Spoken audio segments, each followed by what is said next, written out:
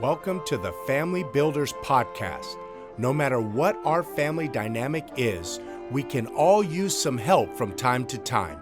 Our hope and prayer is that this podcast is a help and a blessing to you each and every week. And now our host, Pastor David Moore, and co-host, Pastor A.J. Harold. Hello, fellow builders. Welcome to this week's episode of the Family Builders Podcast. This is your host, Pastor David Moore from Lakeview Baptist Church in Newcastle, Oklahoma. And sadly today, high atop the Hollywood Hills in the Crystal Studios, the microphones are silent. The lights are dim.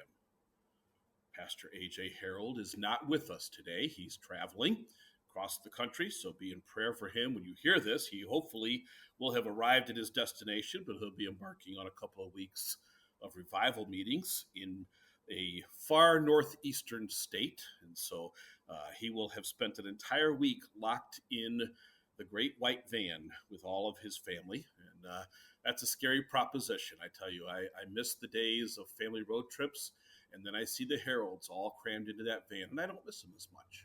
But we have a surprise guest co-host today. Well, I guess we have a multiplicity of surprise guest co-hosts today. So because Brother Harold wasn't able to be with us this morning for the recording, I happen to have 6 people here at my house who are related to Brother Harold. I have 6 of the older Harold kids with us. Say hi, everybody. Hi, buddy. All right. So we came up with the idea over the weekend, or hatched the evil genius plan, that the Harold kids are going to interview me today. And so we're going to call this episode Ask the Old Man Anything. All right. So we're going to get started here today. Real quick, I want to just have a word from our sponsor, Midwest Christian Academy. Midwest Christian Academy is a full-service homeschool organization. They supply every aspect of homeschooling, from diagnostic testing to identify possible learning gaps, to academic projections, transcripts, and upon completion of schoolwork, a fully accredited high school diploma. Go to MidwestChristianAcademy.com to see how they can help you with your homeschool needs. Do right by your students and give them a Christian education. Do great by your students and enroll them in Midwest Christian Academy. All right, well, we're going to do away even with the builder's tip for this week, because this is kind of a special episode. But I do want to put something on our listeners' radar for coming up here. We realized this past week that we're coming up in December on 2 years of the Family Builders Podcast. 2 years of the Family Builders Podcast. That is incredible. I can't believe we have that many episodes. And I'm so thankful for Brother Harold and his faithfulness in helping me to do this. I do not have the technical knowledge to do this on my own. And plus, it'd be kind of boring just listening to me ramble on for a half hour every week. But also, I'm so thankful for you, our listeners. So thank you for listening. Thank you for sharing. It's always kind of surprising to me when somebody says, "Oh yeah, I know that podcast. I listen." And I'm like, "How do you know?" And they'll say, "Well, so-and-so told me, and then somebody told them." And so it's exciting to find out that people are listening, and we appreciate you, our listeners. We hope it's a blessing to you. But we're gonna be announcing in the coming weeks here some really exciting special things we're gonna do for our 2-year anniversary of the Family Builders Podcast. So stay tuned for that. All right, well, it's time. Are you 6 already? Are you excited? Yeah. Woo! Okay. That was weird. All right. You can tell, listeners, they're just like their dad. But I'm excited to hear what questions you guys have come up with. So how do you guys want to do it? You guys are interviewing me. Do you want to do it oldest first, or you want to do it smartest first, or that's probably the same person, right? Okay. So we're going to let Symphony, Brother Harold's second daughter, start off this afternoon. Symphony, what do you have for Ask the Old Man Anything? All right. Keep it respectful, please. Question 1. Okay. What is one of the greatest lessons you've learned about being a dad? The greatest lessons I've learned about being a dad. I would say, and I think this is true of just being a parent, whether you're a mother or a father, you are never going to be a perfect parent. We're in the social media age. Everybody puts their W's on social media, right? Look at the cool thing I did as a mom. Look at the great thing I did as a dad. But you have to understand, for every W, there's 1,000 L's, right? There's 1,000 things you did really bad, not the least of which was probably parading your stuff on social media, right? So I would say the number one lesson for a parent is to know you're not going to be perfect, but it does not excuse you from the attempt to be perfect. Just kind of a silly little thing I used to do. My boys and my daughters loved to play video games, and when they were younger, and so I would play video games with them. And I'm terrible at video games, but I would always use the gamer name Best Dad. And my son one day asked me, he said, "Dad, do you think you're the best dad? Is that why you do that?" I said, "No, I know I'm not the best dad, but that reminds me I need to be." And so I think the number one lesson is to remember to always strive to be the best possible parent that you can be. Okay, what's next? Yes. All right, AC, what do you got here? AC is Brother Harold's oldest son and number 3 in the long, long line of the Harold tribe. All right, my first question is, besides family and besides biblical figures, who was the most influential person or persons in your life? That would be a man probably named Frank Turpeny. And then why? He was a man that got saved later on in life. He was actually already married and out in the world, and lived a very worldly life. And somebody gave him a gospel tract, and he was a drug addict. I mean, he was everything you could think of bad, he did.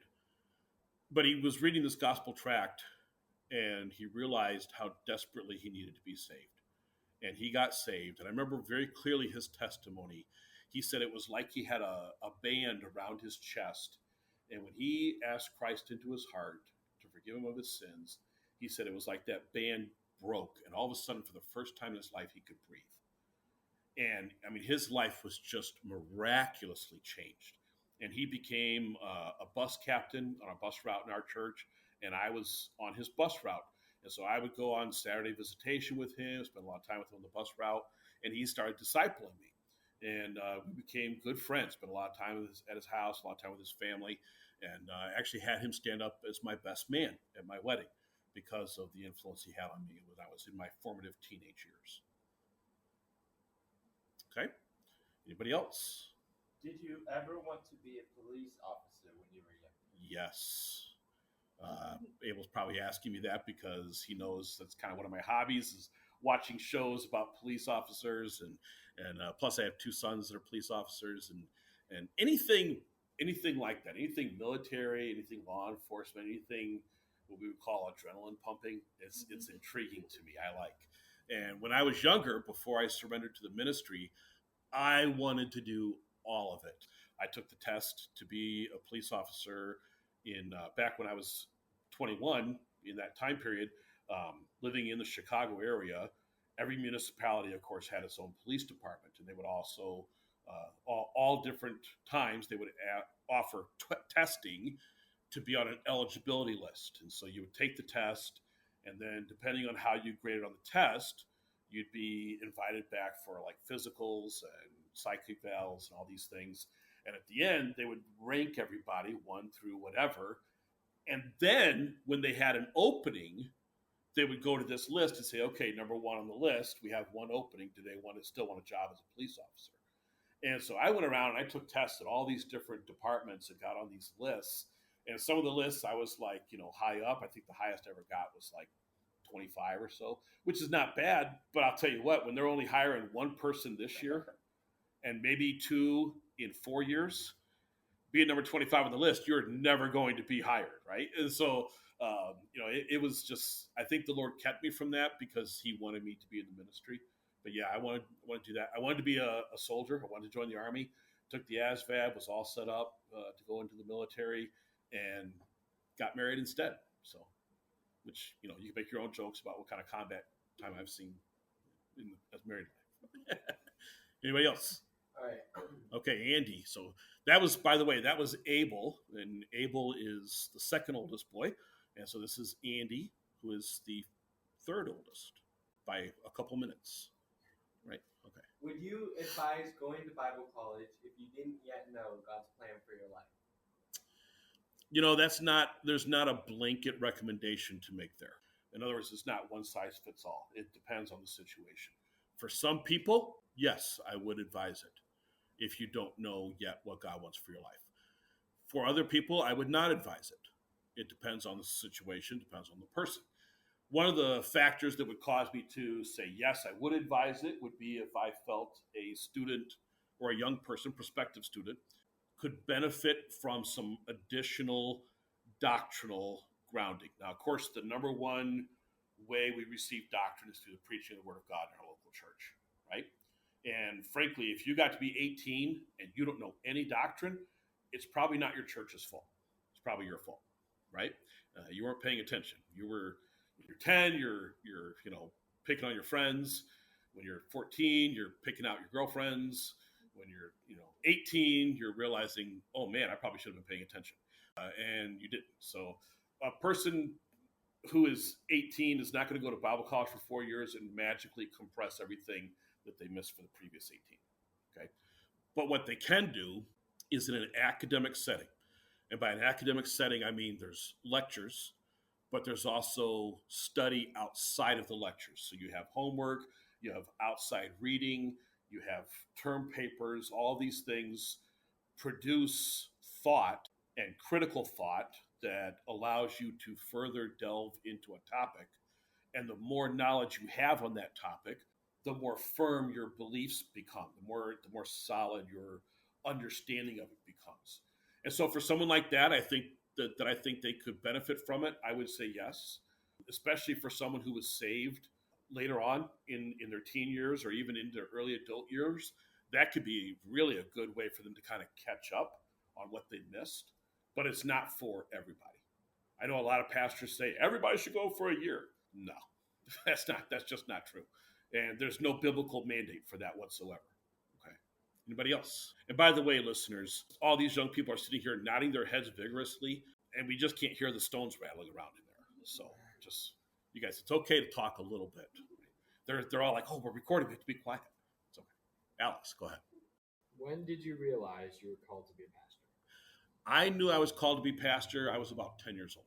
I did not surrender until after I was married, which was, in fact, I was married. We had our first daughter. I was about 22. I knew I was called. I even remember going forward at church in the invitation, and my dad was the pastor. So he met me at the front. He said, Dave, what's on your heart? And I said, I want to surrender. And I kind of stopped. And I knew I was supposed to say to be a pastor, but instead I just said to serve the Lord. And so I wasn't really surrendering because I just had this hesitancy. I had this, I don't know, I want to do this attitude. And all through high school, I said, oh, I'm not called to preach. I'm just going to do this and I'm just going to do that. And I actually, it's so dumb. I surrendered to everything except being a pastor. I literally told God, I'll go be a missionary.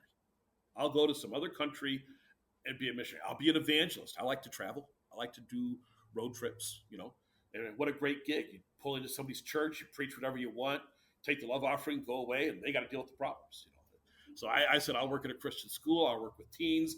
I will literally do anything except what God wanted me to do. And then after I was married and we had our first daughter, and the Lord brought me to a place where I had nowhere else to go. And I said, okay, I'll surrender. So yeah, that's not the best route, but that's my route. All right, Sky. It's all you, Sky. Okay. Sky is the youngest of the Herald kids here. She's the baby that is present. Anyways, Sky's 14. Sky is the one you listeners have heard Brother AJ talk about the first time they came to our church. She was just a little tyke, just 2 years old. And I was babysitting her. And so I held her on my lap and we took a nap in the chair. Okay, Sky. Okay. Now she's all embarrassed. Now she can. What's your favorite memory with your mom? Favorite memory with my mom. At the time, it wasn't my favorite memory, but being the oldest boy, I had a weekly obligation to go grocery shopping with my mom. Now, for our listeners, you know, there are two things in the world I hate: communism and grocery shopping. Okay, and I'm not sure that they're not directly related.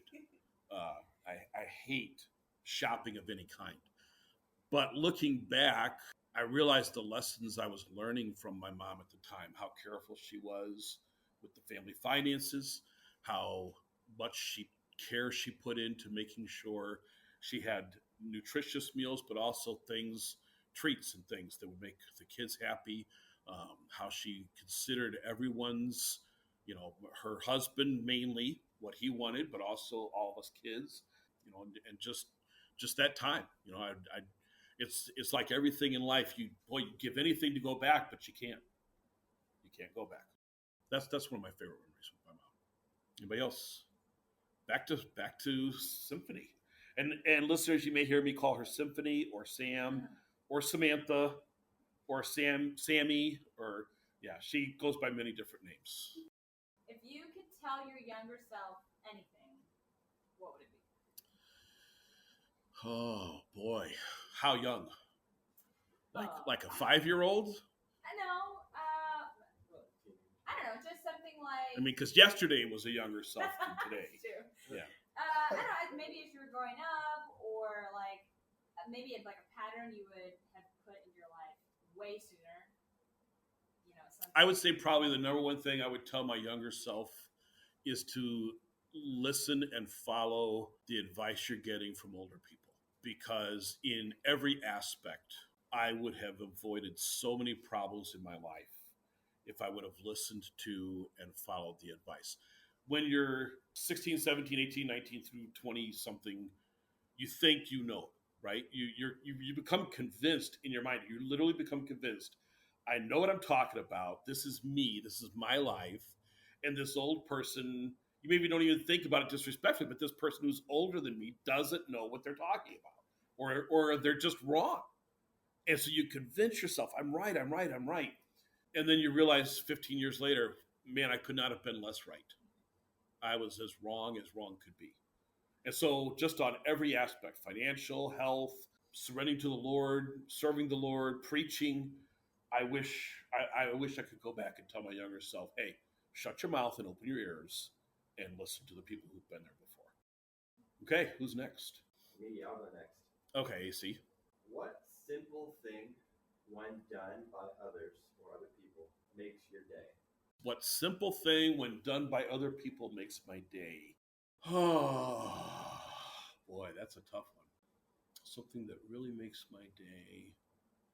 I would say when I see other people growing in the Lord, and that's not necessarily a simple thing, but it doesn't have to be a huge monumental victory. It could be something as small as somebody saying, hey, I started reading the Bible, or hey, I memorized a verse, or I've been struggling with this sin and today I had victory over it. Those things, those victories, and I tell people this, people sometimes misunderstand when a pastor talks about the ministry and being discouraged.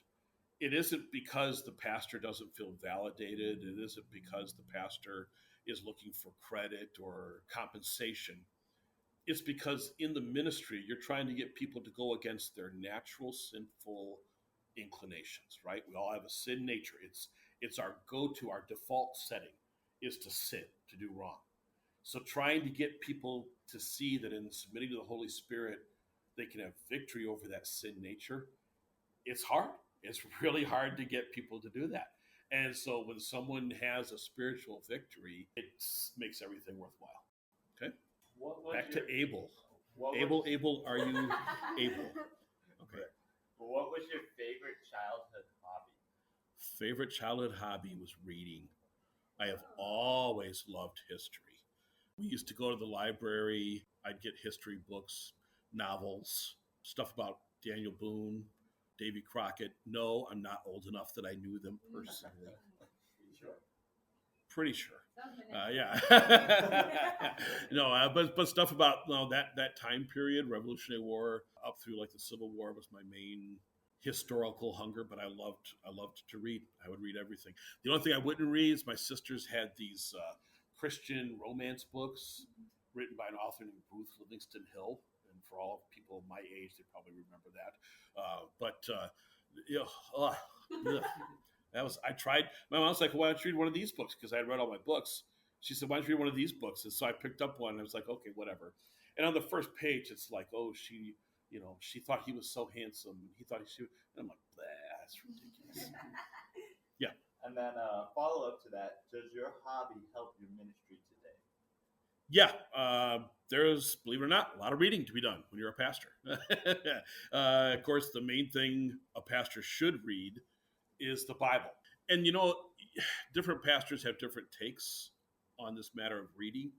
First of all, let me just explain. Reading is the number one way for your brain to grow and to process information and retain information, okay?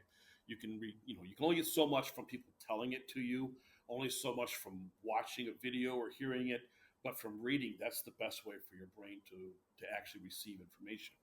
And so that's why it's so important. But, reading garbage is still only going to produce garbage. And so you hear some pastors, kind of brag about the size of their library and how many books they read a week. And that's great. I mean, that's wonderful. But I'm more impressed with how much time a pastor spent reading the Word of God. And I tell young preachers, especially when I hear them quoting other people a lot or referencing different commentaries, different books a lot, it's fine to do that in study. But when you're preaching, I don't need to hear what Pastor so-and-so said. I don't need to hear what, the writer of this commentary said. I want to hear what God said in his word. So yeah, the reading as a kid, reading to learn to retain information, that helped me in the ministry, but then discerning what I read has helped me even more. Okay, Andy, you're up. This is probably one of my most important questions. Oh boy. Now I'm scared. Okay, go ahead. Is McDonald's fries in the top 5? Is McDonald's fries in the top 5? No, they're the top 1. There is no better French fry worldwide. And my wife and I have traveled internationally. I can tell you, Europe, they don't even know what French fries are. And it just, no, it's horrible. But McDonald's fries have to be hot, and they have to have enough salt, not too much, but enough. And the only caveat to them being number 1 is this: Steak and Shake has what they're called shoestring fries. They're really super thin and small, but they've begun cooking them in beef tallow, which makes them a very close second to McDonald's. But McDonald's is still number 1. We have another follow-up. Of course, the McDonald's French fry question will be the number 1 question for today's episode. Go ahead, Abel. Are you saying that France doesn't know what French fry is? No, they do not. They do not. Even though French is in the Yes, even though, French fries were not invented in France. History nerd alert. Okay. Yes, French fries were actually developed in Belgium. I believe the actual name over there is fritas or something like that, or Fries or Fritos? Yeah, I can't. Yeah, it's not Fritos. No, different. Wait, I think it's potatoes. What? I think it's potatoes. Breaking news, ladies and gentlemen. Sky has informed us that French fries are made from, wait for it, potatoes. Okay, thank you, Sky. We appreciate your input. All right. Yes. All right. Who's next? Alex, go ahead. What was one of your favorite memories with your wife before you were married? Oh, wow. So where we went to college up in way northern Wisconsin. And they had different activities. It was a college, but in the summertime it was a camp, for like a Christian camp. And so they had a lot of different activities. And they would have winter camps as well, because northern Wisconsin, so winter is like 14 months a year. And so one of the things that they had was they had this big hill for riding inner tubes down on the snow. And we were out there one Saturday evening, a big group of college kids. They had the lights on, and they had a tow rope. You could lay down on your inner tube and hang onto the tow rope, and it would pull you up to the top of the hill, and then you'd slide back down. And it was so much fun.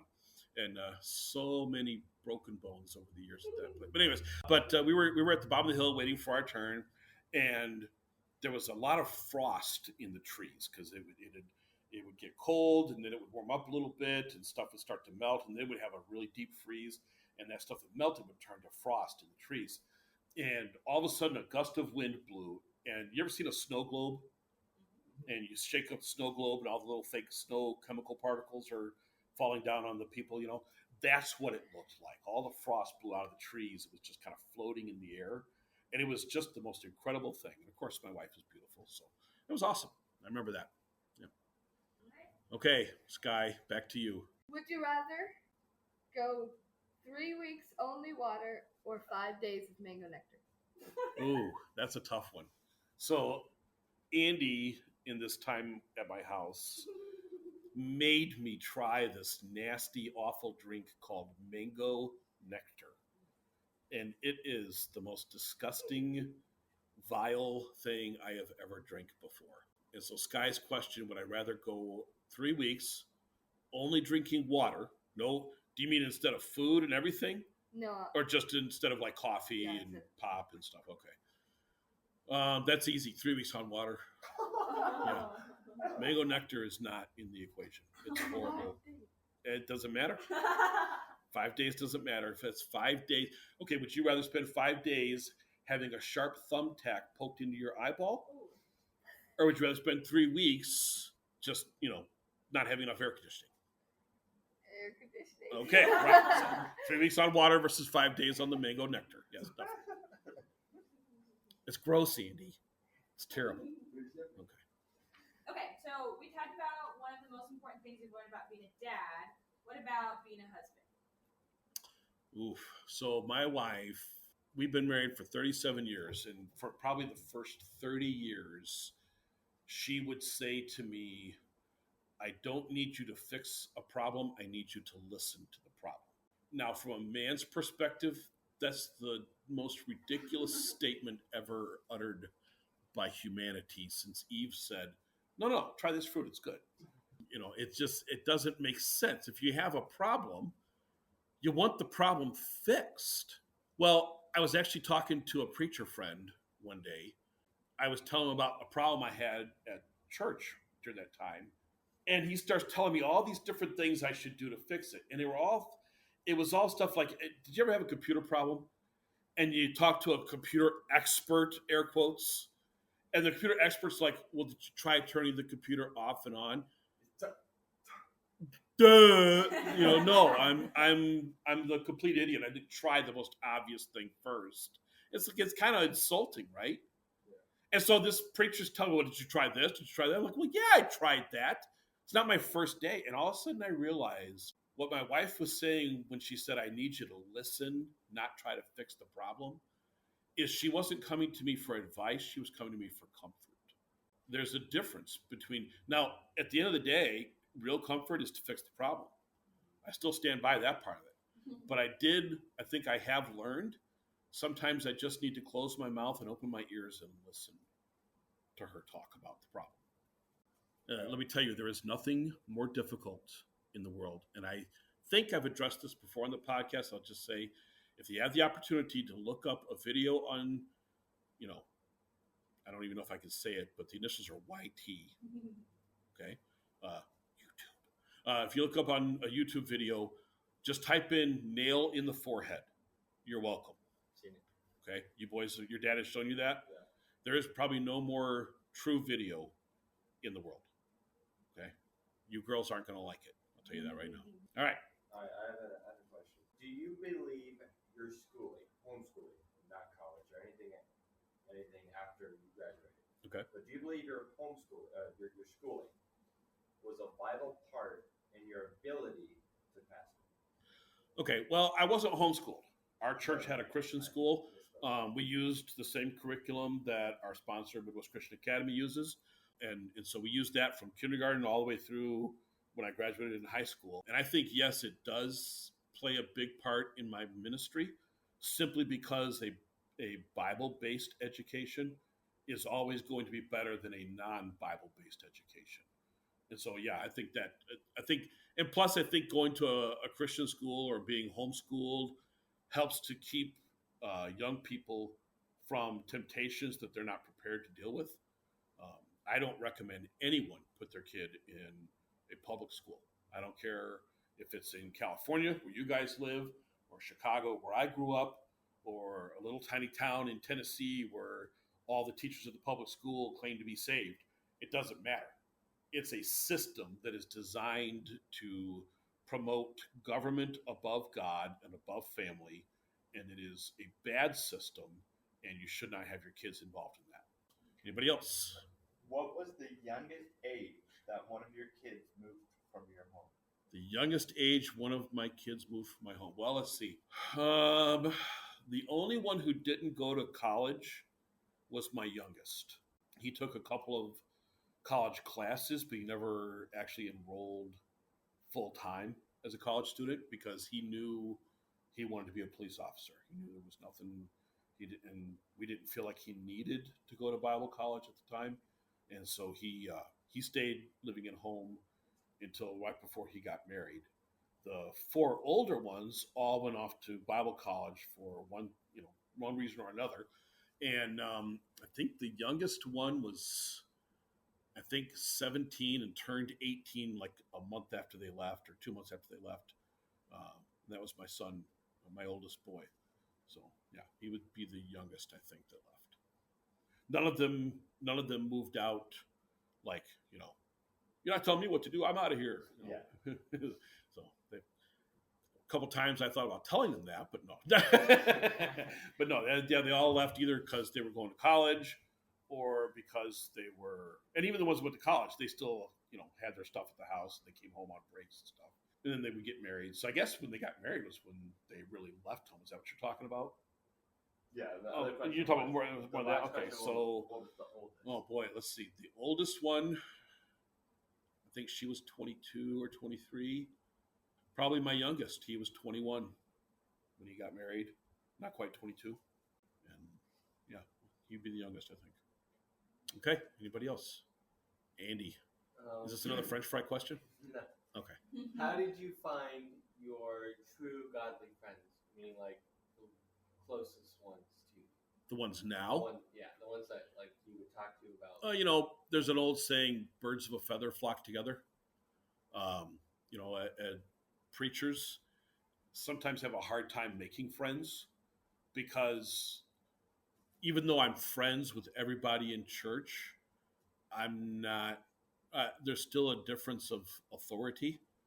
And so it's, you can't have the same closeness with a church member that I can have with another pastor who's at the, not to sound arrogant or anything, but another pastor who's on the same level as far as he has authority over his people, responsibility for his people. I have responsibility for my people. And so I can't have the closeness to go to my people and say, oh, I'm disappointed in this, or I'm discouraged about that, or I'm worried about this, or I'm concerned here, because I have to be their leader. And so I have to present more positivity towards them. Whereas another pastor, I can unload more, I can open up more. He deals with the same issues. He can understand the same victories as well as defeats. And so, I would say most of my godly friends have come from just other pastors that I've gotten godly counsel from and had good fellowship with. Plus, they have to have a good sense of humor. Anybody who can't laugh at something weird, I probably can't be friends with because weird stuff's funny. Yeah, it is. Okay. Yeah. My favorite cartoons are the Far Side cartoons. Ever see the Far Side? It's this guy, he wrote cartoons, I don't know, back in the 80s, 90s, something like that. And they're just some weird stuff. Like my favorite one was a cartoon of a bunch of cows. And they're sitting around a picnic table. And there's a little barbecue grill there. And there's one cow standing at the barbecue. And he's flipping burgers on the barbecue. And the other cows are sitting at the picnic table.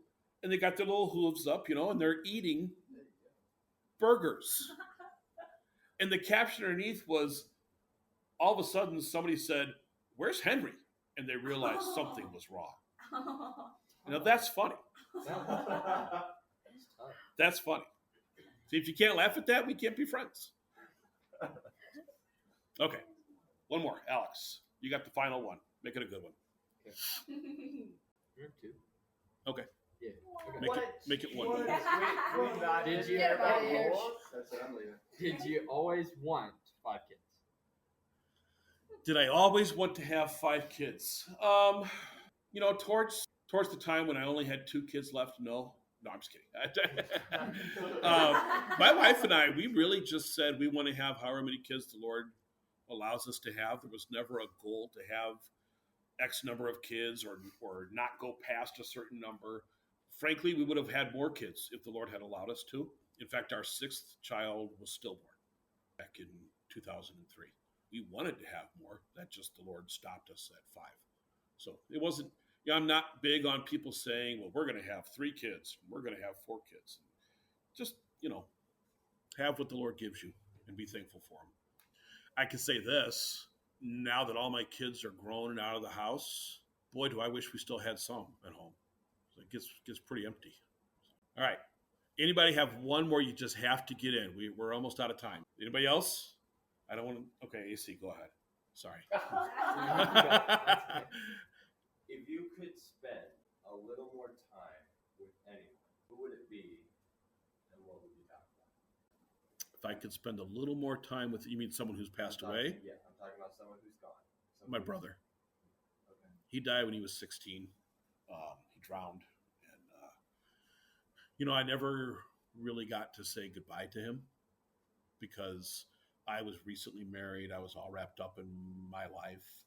I'm sure I probably said goodbye when he and my other brother and my parents left on vacation because they were on vacation when he drowned. I probably said goodbye, but it wasn't the goodbye of I'll never see you again. It was the casual goodbye of, hey, when you get back, we'll do this, whatever. He and I used to play chess, and we would set up a chessboard in our bedroom, and whenever one of us was there, we would make a move and then write on a piece of paper what move we made. And then when the next one was there, so we'd have chess games that would last for months, And I still have that chess set, but I haven't played it since he died, 1989. So if I could have a little more time, it's hard to say. My mom, our child that was stillborn, if I could have a little time with them, yeah, that'd be great. But my brother's the one that comes to mind first. So that is an important lesson for you young people. When you're young, you think you're going to live forever. You think everybody around you is going to live forever. We don't have a promise for tomorrow. So value the relationships that you have. Even that sibling that drives you crazy, value those relationships. Because you never know when those relationships are going to go away. Okay? All right. Alex is dying. He has one more. Everybody else got all theirs out of the way? Okay. One more from Alex, and then we'll be done. What do you want for your future life ahead? Oh, wow. What do I want for my future life? I want to see all my grandkids get saved. I want to see them grow. I want to see them grow not just physically, but spiritually and emotionally. I'd love to live long enough to see great grandkids. But ultimately, I just want to be able to serve the Lord until I die. So if I die next week or if I die 40 years from now, I want to be able to say I went out still serving the Lord. So that would be my desire for the future. All right. Well, I guess that's it. We've asked the old man anything and everything. Everything from French fries to deep, meaningful topics. So I hope this has been a blessing for you, our listeners.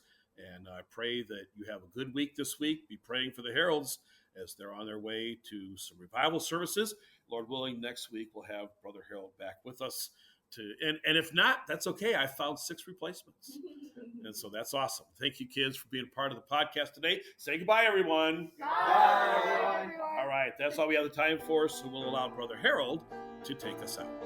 Sure. Thank you for listening to the Family Builders Podcast. Please subscribe and share this week's podcast with your friends and family. Also, if you have any questions for either of us, please do not hesitate to email us at familybuilderspodcast@gmail.com. Who knows? Maybe we'll even answer your question on one of our future episodes. Until next time, Family Builders, never let up.